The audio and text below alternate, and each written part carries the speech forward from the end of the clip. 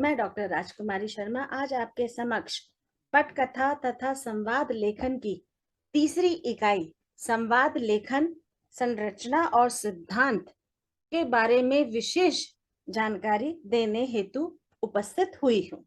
जैसे कि हम जानते हैं कि संवाद का हमारे जीवन में बहुत महत्व है। संवाद के बिना मनुष्य की जो जीवनचर्या है या दिनचर्या है वह संभव ही नहीं है। संवाद से हम अपने भावों का, विचारों का, अनुभवों का आदान प्रदान करके दूसरे व्यक्ति के साथ अपनी बातचीत, अपना वार्तालाप करते हुए दिखाई देते हैं, क्योंकि हम देखते हैं कि संपूर्ण सृष्टि संवाद के आधार पर ही अपना आदान प्रदान करती हुई दिखाई देती है। बिना संवाद के मनुष्य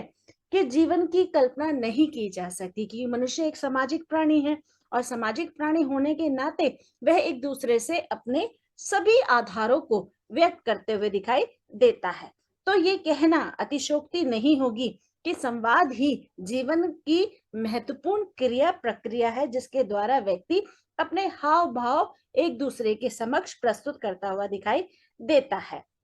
अगर हम ये कहें कि संवादों में ही जीवन का सार है, तो ये भी कहना अतिशयोक्ति नहीं होगी, क्योंकि संवाद में हम देखते हैं कि दो व्यक्तियों का जो मेल है वो होना अत्यंत आवश्यक है। यानी कि एक व्यक्ति अपनी बात दूसरे तक पहुंचाए और दूसरे की बात ग्रहण करे। दोनों रूपों में हम देखते हैं कि संवाद का जो प्राय है वो एक तरह से एक दूसरे पर निर्भर करता हुआ दिखाई देता है। कई स्थितियों में हम देखते हैं कि संवादहीनता न होने के कारण भी अनेक प्रकार की परेशानियां जन्म ले लेती है। आज के आधुनिक समय में हम देखते हैं कि किस तरह से संवादहीनता का जो रूप स्वरूप है वह हर एक परिवार में व्यापक होता चला जा रहा है, समाज में व्यापक होता चला जा रहा है। जो मेल मिलाप की जो एक सृष्टि नियमों सिद्धांतों पर आधारित है संवाद के जरिए, वो कहीं ना कहीं हम देखते हैं लुप्त होती चली जा रही है। लोग अपने स्वार्थ के अनुसार बात करने के लिए वहां पर तत्पर होते हुए दिखाई देते हैं, अन्यथा हम देखते हैं कि वे एक दूसरे से संवाद भी नहीं करना चाहते हैं। कई बार संवाद जीवन में महत्वपूर्ण आकार विकार को जन्म देता हुआ दिखाई देता है, तो कई बार हम देखते हैं संवाद की धुरी में व्यक्ति अपना संपूर्ण संबंधों को भी खोते हुए दिखाई देता है। तो संवाद जीवन की वह एक आधारशिला है जिसमें दो व्यक्ति अपने भाव, विचार, हर्ष, विषाद, हंसी, खुशी और अन्य भावों, विचारों के आधार पर अपने अनुभवों को एक दूसरे से बांटते हुए दिखाई देते हैं। क्योंकि हम देखते हैं कि संवाद की जो प्रक्रिया है वो इसी रूप में आकी जाती है, और हम संवाद के बिना व्यक्ति के जीवन की जो कल्पना है वो की ही नहीं जा सकती। संवाद का अर्थ है समजमा वाद। वाद का अर्थ होता है कहना या बोलना। संवाद का अर्थ है चर्चा, स्वीकृति और व्यवहार आदि के द्वारा अपनी बातचीत, अपना वार्तालाप को एक दूसरे के समक्ष प्रस्तुत करना। संवाद दो लोगों के मध्य बातचीत होने वाली प्रक्रिया को संवाद कहते हैं। संवाद की परिभाषा अनगिनत रूपों से सबने अपने अपने मता अनुसार देने का प्रयास किया है, क्योंकि संवाद के जरिए ही हम अपनी क्रिया प्रतिक्रिया को व्यक्त करते हुए दिखाई देते हैं, उसका आधार प्रस्तुत करते हुए दिखाई देते हैं। तो इस रूप में हम देखते हैं संवाद का हमारे जीवन में बहुत ही महत्वपूर्ण प्रक्रिया है। संवाद हम देखते हैं कि अगर हम बात करें आदिकाल से लेकर अब तक एक दीर्घ परंपरा का जो रूप स्वरूप है वह चल रहा है। उसमें व्यक्ति अपने सभी प्रकार की उदारता भावना से उत्पन्न होने वाले संवाद को एक दूसरों की ओर अग्रसर करते हुए दिखाई देते हैं। तो संवाद में हम देखते हैं कि अनेक प्रकार की जो आधार रूप है उसका भी महत्व देखा जा सकता है। संवाद की परिभाषा आपकी किताबों के अनुसार मोहन राकेश ने, जो मुझे इसमें समझ में आया, मैंने उस तीन आधार को यहाँ पर लिया है।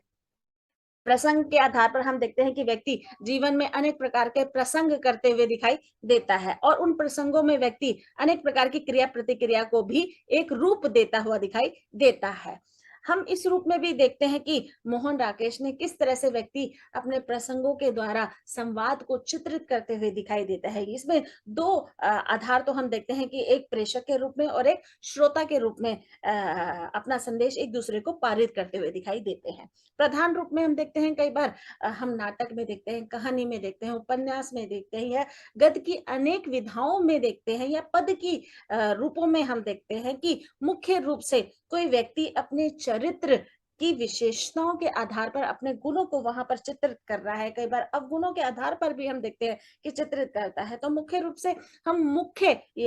पात्र को वहां पर देखते हुए नजर आते हैं, यानी कि यही प्रधान रूप है। जैसे आप फिल्मों में देखते हैं कि कोई फिल्म प्रदर्शित हो रही है तो उसमें मुख्य किरदार की भूमिका में कौन कौन है। जैसे हम अनेक रूप में देखते हैं कि अमिताभ बच्चन है, शाहरुख खान है, आमिर खान है, अनेक रूप में हम देखते हैं मुख्य पात्र की भूमिका वो अदा कर रहे हैं। तो उसके साथ ही हम उस प्रधान रूप की ओर आसक्त होते हुए दिखाई देते हैं। और आलाप से हमारा यहाँ तात्पर्य है कि हम देखते हैं कई बार हम जो पटकथा लिख रहे हैं उसमें संवादों का जो क्रम है वो कई बार हम पुनरावृत्ति करते हुए दिखाई देते हैं, कई बार अलापते हुए दिखाई देते हैं, उसका पुनः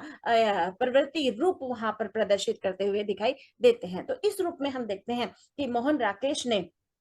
प्रसंग, प्रधान रूप और अलाप आदि को मुख्य आधार पर संवाद का माध्यम माना है। दूसरी यहाँ पर देखते हैं नायडा के कथन अनुसार संवाद को 4 भागों में विभक्त किया गया है, क्योंकि हम देखते हैं कि संवाद की जो प्रक्रिया है या क्रिया है वह अनेक रूपों में उद्घाटित होती हुई दिखाई देती है। तो उसमें उन्होंने इन 4 आधारों को महत्ता दी है। पहला है उद्भावक। उद्भावक से यहाँ हमारा तात्पर्य है कि हम देखते हैं कि जिस भी पात्र के बारे में जो बातचीत की जा रही है या जिसको मुख्य बिंदु पर रखकर बात की जा रही है, जैसे हम देखते हैं बहुत सारी फिल्में हैं और फिल्मों के आधार पर, क्योंकि हम पटकथा की बात कर रहे हैं, संवाद की बात कर रहे हैं, तो उसमें हम कहीं ना कहीं पटकथा के रूप में फिल्म, कहानी, उपन्यास या रूपक के आधार पर उस प्रक्रिया को एक तरह से सार्थक होते हुए दिखाई देते हैं। यानी कि हम देखते हैं कहानी का एकदम नेतृत्व कौन कर रहा है, उसका नायक कौन है, उसके प्रमुख घटना क्या है और कहानी किसके इर्द गिर्द घूमती हुई दिखाई देती है। मुख्य रूप से हम देखते हैं कई बार बहुत सारी चीजों को विशेष रूप से उद्घाटित किया जाता है, जैसे कि हम देखते हैं किसी डॉक्टर से संबंधित है, किसी इंजीनियर से संबंधित है, या अन्य व्यवसाय से संबंधित है, या किसी बिजनेसमैन का वहां पर किरदार दिखाया गया है। तो इस रूप में हम देखते हैं कि उसमें उद्भावक का क्या महत्वपूर्ण रोल है। सूचना वाहक हम देखते हैं कि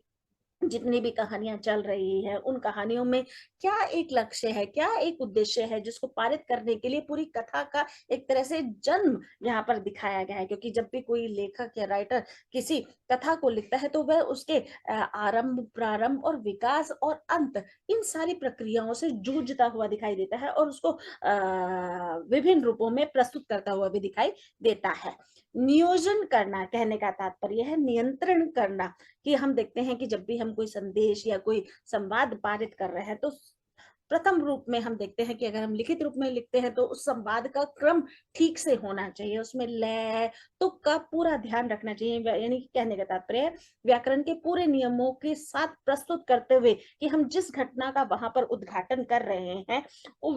वह घटना उसी समय की है या उससे पहले के समय की है, तो हम उसको उन्हीं भावों के आधार पर, उन्हीं माध्यमों के आधार पर, उसी वातावरण के आधार पर, उसी समय परिस्थिति के अनुकूल उसे बनाने का वहां पर प्रयास करते हुए दिखाई देते हैं और तब संवादों का जो एक रूप है उसे प्रस्तुत किया जाता है। ग्रहणकर्ता से यह हमारा तात्पर्य है कि श्रोता किस तरह से उद्भावक की जो बात है उसको समझ पाता है या नहीं समझ पाता है। जैसे प्रेषक और हम देखते हैं कि श्रोता के बीच का जो सेतु है, माध्यम है, वह संदेश पारित होता है तो संदेश सही रूप में वहां पर जा भी रहा है या नहीं जा रहा, इन बातों का भी विशेष रूप से ध्यान रखना अत्यंत आवश्यक है। संवाद की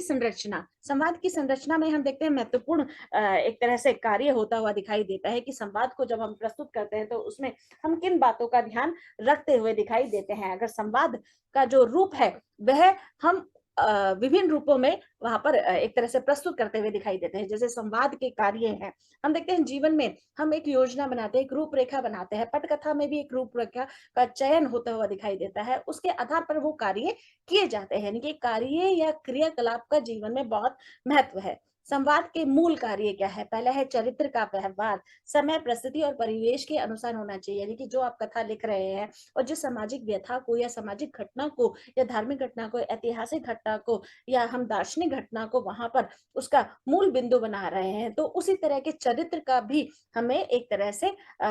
रूपरेखा प्रस्तुत करनी है। उसमें हमें समय, परिस्थिति और परिवेश का विशेष रूप से ध्यान रखना है। कथा का विकास, हम देखते हैं कि कथा का विकास कई बार हम देखते हैं कि अंत में स्मृति में जाकर कथा का विकास किया जाता है, पर हम मूल रूप से देखते हैं कि कथा के विकास के लिए हम सारे पात्रों को कई बार एक बार में दिखाने का प्रयास करते हैं। कई बार घटना के क्रम में जिस तरह से उस पात्र के अभिनय का रूप वहां पर प्रस्तुत होता हुआ दिखाई देता है, तो उसका कार्य भी उसके समक्ष ही बढ़ते हुए दिखाई देता है। कहने का तात्पर्य यहाँ पर है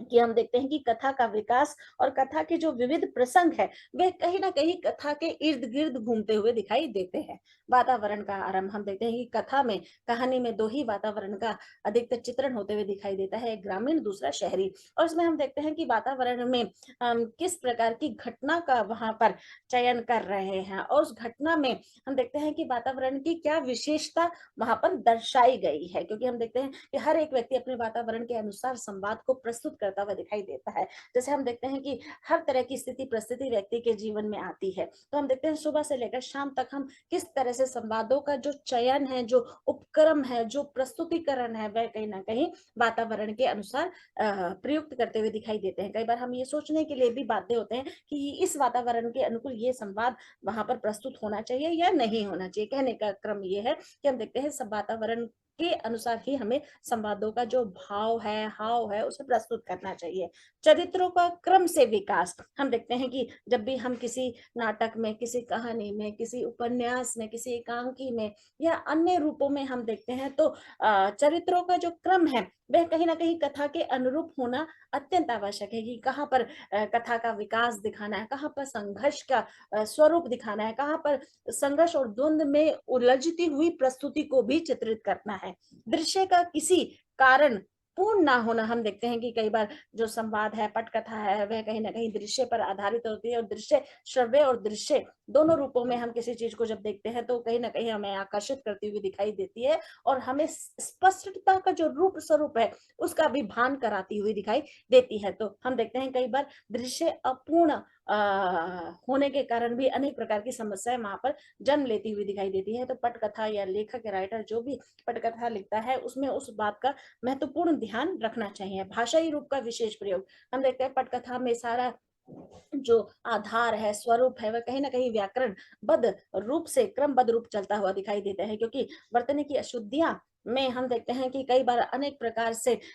शब्दों का, वाक्यों का या संवादों का बिखराव होता हुआ दिखाई देता है। तो उसमें भाषाई ज्ञान होना अत्यंत आवश्यक है कि आप किस स्थिति परिस्थिति में पटकथा का प्रदर्शन कर रहे हैं या लिख रहे हैं या उसे प्रस्तुत कर रहे हैं, उनमें इन बातों का विशेष रूप से ध्यान रखना अत्यंत आवश्यक है। पात्र की विशेष शैली की अभिव्यक्ति, हम देखते हैं कि कई बार पात्र अपनी विशेष शैली में अपनी बात कहता हुआ दिखाई देता है, या राइटर या लेखक या हम देखते हैं कि कोई कहानीकारक है, उपन्यासकारक है, वह अपने समय के अनुकूल अपनी शब्दावली का वहां पर प्रयोग करता हुआ दिखाई देता है और पात्र भी हम देखते हैं कि उसी विशेष शैली में अपनी बातों का वहां पर आवागमन करते हुए दिखाई देता है। अगला है संवाद की संरचना। संरचना से हमारा तात्पर्य है एक तरह से उसका स्वरूप लिखना, एक तरह से उसको प्रस्तुत करना, एक तरह से उसका आधार को वहां पर दिखाने का जो क्रम है। हम देखते हैं संवाद की संरचना में महत्वपूर्ण जो रूप है या स्वरूप है या माध्यम है या उसको प्रस्तुत करने के लिए जिस प्रकार के संरचना की जरूरत होती है उसका वहां पर क्रम रखना अत्यंत आवश्यक है। जैसे कि हम देखते हैं कि अगर हमें मंच पर कोई नाटक प्रस्तुत करना है, तो उस नाटक के आधार पर हमने पात्रों का चयन कर लिया, वहां पर संगीत, शब्द, वाक्य, परिवेश, विशेष शैली का भी हमने कहीं ना कहीं उसमें प्रयोग सार्थक रूप से दिखा दिया है। जैसे कि हम देखते हैं कि कई बार दुखी वातावरण का चित्रण करना होता है, तो उसमें हम इस प्रकार की ध्वनि का प्रयोग करते हुए दिखाई देते हैं, या खुशी का जो हम कहें कि प्रचार प्रसार करना है या खुशी का माहौल है, तो उसमें भी हम एक तरह की ध्वनि वहां पर प्रयोग में लाते हुए दिखाई देते हैं। कहने का तात्पर्य है, जब भी हम कोई पटकथा का एक तरह से प्रस्तुतिकरण करते हैं, तो उसमें हम चाहे फिल्म के माध्यम से कर रहे हो या धारावाहिक के माध्यम से कर रहे हो, पात्र के अनुकूल, उस शैली के अनुकूल हम उस ध्वनि का वहां पर सार्थक रूप प्रस्तुत करते हुए दिखाई देते हैं। हम ये भी देखते हैं कि जिस विशेष पात्र को वहां पर मुख्य नायक के रूप में, नायिका के रूप में उसका चित्रण किया गया है, तो उसमें वह किस प्रकार के शब्दों का जो आधार है वह प्रस्तुत कर रहा है, वाक्य में वह पूर्णता का भाव है भी या नहीं। हम देखते हैं कि कई बार वाक्य विपरीत दिशा की ओर भी अक्सर होते हुए दिखाई देते हैं, तो कहीं ना कहीं हम वाक्य में एक तरह से छोटे छोटे वाक्यों को वहां पर प्रयोग में लाए, जिससे कि उसकी सरलता, सहजता और स्पष्टता का भाव वहां पर चित्रण होते हुए दिखाई दे। परिवेश का मैंने आप लोगों को बता दिया कि हर एक व्यक्ति के जीवन में, हर एक पटकथा में, हर एक कहानी उपन्यास में वातावरण का महत्वपूर्ण भूमिका होती है, जिसके जरिए ही संवादों का जो क्रम है वह एक तरह से संप्रेषित होता हुआ दिखाई देता है। और विशेष शैली में हम देखते हैं कि हम देखते हैं, जैसे हम नाना पाटेकर की बात करें या राजकुमार की बात करें या दिलीप कुमार की बात करें, इसकी एक अलग से एक शैली थी, और उस शैली में ही अपने संवादों का जो चयन है और संप्रेषण है वह व्यक्त करते हुए दिखाई देते हैं। संवाद की संरचना पर विचार हम देखते हैं कि 4 बिंदुओं के तहत इसे एक तरह से प्रस्तुत करना चाहिए। पहले व्याकरण की संरचना हम देखते हैं, व्याकरण के जो हमारे नियम है उन्हें हमें पूरी तरह से याद होने चाहिए। विकारी है, अविकारी है, या हम देखते हैं कि काल है, लिंग है, वचन है, इसके अनुरूप हम व्याकरण के आधार पर अपने वाक्यों का क्रम रखते हुए दिखाई देते हैं। चरित्र के द्वंद, क्षेत्र, स्वभाव और जेंडर पर भी हम विशेष बल देते हुए नजर आते हैं, क्योंकि हम देखते हैं चरित्र के आधार पर अगर वो किसी कार्य में लगा हुआ है, उसे सफलता नहीं मिल रही है और वो कश्मकश की स्थिति में है, तो अनेक प्रकार के द्वंद, संघर्ष हम कहानी पटकथा के माध्यम से जानते हुए और देखते हुए दिखाई देते हैं। क्षेत्र में भी हम देखते हैं कि अचल विशेष पर भी अनेक प्रकार की फिल्में बनी हुई हैं, जिसके जरिए उस गांव का जो स्वरूप है उसका चित्रण होते हुए दिखाई देता है। व्यवहार के आधार पर भी हम देखते हैं कि हमारी पूरी जीवन शैली एक तरह से व्यतीत होती हुई दिखाई देती है, कि व्यवहार में किस तरह से ग्रामीण परिवेश में, शहरी परिवेश में कैसे परिवर्तन आता हुआ दिखाई देता है। व्यक्ति के स्वार्थ के आधार पर, प्रसन्नता के आधार पर, वेदना के आधार पर अनेक प्रकार से हम देखते हैं व्यवहार में, जेंडर में अनेक प्रकार के परिवर्तन आते हुए दिखाई देते हैं। वर्णनात्मक हम देखते हैं, कहानी है, उपन्यास है, एकांकी है, नाटक है, इसमें हम देखते हैं कि जो कथा का जो विस्तृतीकरण है या विस्तृत रूप है उसका यहाँ पर चित्रण किया जाता है। फिर हम देखते हैं कि किस तरह से जब हम पात्र को मंच पर एक तरह से प्रस्तुत करते हैं, तो उसमें हम उसकी छवि यानी कि उसके पहनावे को भी मद्देनजर रखते हुए उस पर कार्य करते हुए दिखाई देते हैं। जब भी हम कोई पटकथा लिखते हैं, गांव का व्यक्ति है, तो हम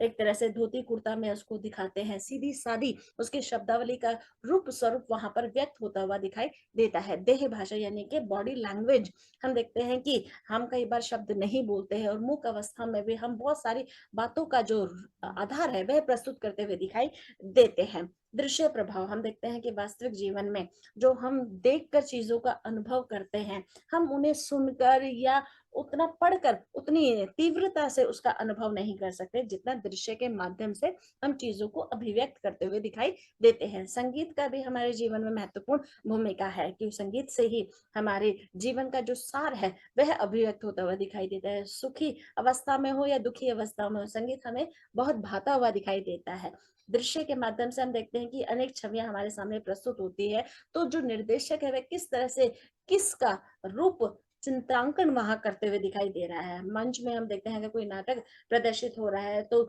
जो बिल्कुल फोकस होता है वह पात्र के ऊपर, लाइट तेज गति से पड़ रही है, धीमी गति से पड़ रही है, या संवादों का जो कर्कश रूप में वह अभिव्यक्त रूप वहां पर प्रस्तुत कर रहा है, या मध्य रूप में वह अपनी आवाज को वहां पर एक तरह से दर्शाता हुआ दिखाई देता है। अभिनीयता से हमारा तात्पर्य ये अधिकतर हम देखते हैं उपन्यास और नाटक में इसका चित्रण किया जाता है। इसमें हम देखते हैं कि किस तरह से पात्र पूरे मंच के आधार पर या फिल्म के आधार पर या निर्देशक के कथ्य कहे गए हम कथ्य विषय के आधार पर अपनी अभिव्यक्ति को एक तरह से पूरा करता हुआ दिखाई दे रहा है। कल्पना हम देखते हैं कि बहुत सारी फिल्में कल्पना के आधार पर भी बनाई जाती हैं, और उस कल्पना में कवि किस तरह से या निर्देशक किस तरह से विचरण करते हुए दिखाई देता है, इसी तरह से हम संवादों में भी अनेक प्रकार के विचरण अपने जीवन में सहजते और प्रस्तुत करते हुए दिखाई देते हैं। आधे अधूरे संवाद या आधे अधूरी जानकारी हमेशा घातक होती है और अभिशाप के रूप में कार्य करती हुई दिखाई देती है। तो हमें अपना संदेश जब भी हम किसी को दे रहे हैं तो पूर्ण रूप से एक तरह से पारित होना चाहिए, और दूसरे की जो ग्रहण कर रहा है उसकी जो विचार है वो भी हम तक सही भाव में पहुंचने चाहिए। क्लिष्ट शब्दों का प्रयोग अपने जीवन में कम से कम करना चाहिए, क्योंकि हम देखते हैं कि जो आम जनता है, जो व्यवहारिक रूप से जो जनता है, या हम ये कहें जो हमारे निजी संबंध है, उसमें भी हम देखते हैं कि ऐसे संवादों का प्रयोग करें, ऐसे शब्दों का प्रयोग करें जो सहज हो, सरल हो और स्पष्ट हो। सिद्धांत हम देखते हैं कि अपने जीवन में हम सिद्धांतों का बहुत ज्यादा प्रयोग है। जो व्यक्ति अपने जीवन में सिद्धांत का प्रयोग नहीं करता वह जीवन में आगे तो बढ़ता है पर उतनी तन्मयता के साथ नहीं बढ़ता हुआ दिखाई देता है। पहला है विश्वसनीयता उत्पन्न करना या प्रासंगिकता का आधार प्रकट करना। हम देखते हैं कि जब भी हम कोई कथा का एक तरह से निरूपण कर रहे हैं, रूपरेखा कर रहे हैं, तो हम कई बार प्रासंगिकता के आधार पर भी चीजों का रूप स्वरूप प्रस्तुत करते हुए दिखाई देते हैं। जैसे धर्म के बारे में हम बात कर लें तो धर्म आज से 600 साल पहले भी उसकी यही गति थी, या उससे भी पहले उसकी यही गति थी, और आज भी हम देखते हैं वही गति के अनुसार वह अपने क्रियाकलाप, अपने मापदंड, अपनी जांच पड़ताल में भी मुख्य रूप से भूमिका अदा करते हुए दिखाई देता है। हम बहुत सारी फिल्मों के माध्यम से, जैसे कि मैंने आपको बताया है कि ओ माय गॉड या पीके में भी हमने देखा धर्म के प्रति लोगों की किस तरह से एक तरह से अभिव्यक्ति को व्यक्त किया गया है। नाटकीय रूप में हम देखते हैं कि पात्र अपना सही रूप से किरदार वहां पर निभा रहा है, नाटकीयता का स्वरूप वहां पर प्रदर्शित सही यथार्थ रूप से हो भी रहा है या नहीं हो रहा है। कथा का भाव से हमारा तात्पर्य है कि व्यक्ति जब अपनी कथा का या अभिनय के स्तर पर कथा का एक तरह से आरंभ, प्रारंभ और विकास के रूप में जो भावों का जो संवेदन है या वेदन है उसको सही रूप से आंक पा रहा है या नहीं। संवाद संवाद में हम देखते हैं चाहे कोई कहानी हो, उपन्यास हो, कथा हो या सामान्य रूप से की गई बातचीत हो, उसमें भी हम देखते हैं संवाद का महत्व बहुत ही ज्यादा रखता हुआ दिखाई देता है। कई बार हम देखते हैं कि कई कहानियों में